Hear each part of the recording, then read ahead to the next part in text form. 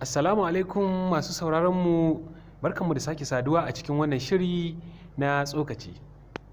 Wannan tasha ta Mai Bulaliya TV ta saba kawo muku irin wannan labarai wanda suke sahihai a cikin wannan manhaja ta YouTube.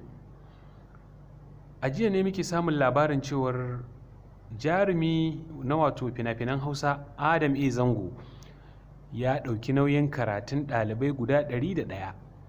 wanda aka ce jimillar kudin nasu ya kama naira miliyan 46,715 da kuma naira 520.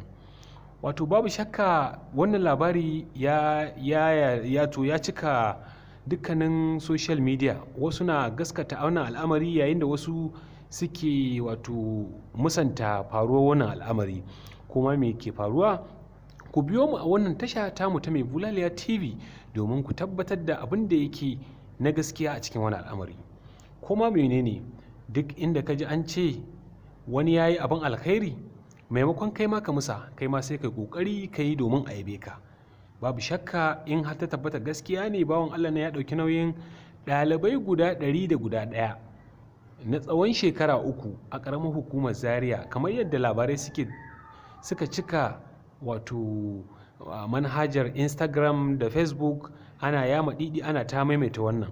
To babu shakka in har ya tabbata gaskiya ne, yayi abin a yaba masa, yayi abin a ce madalla.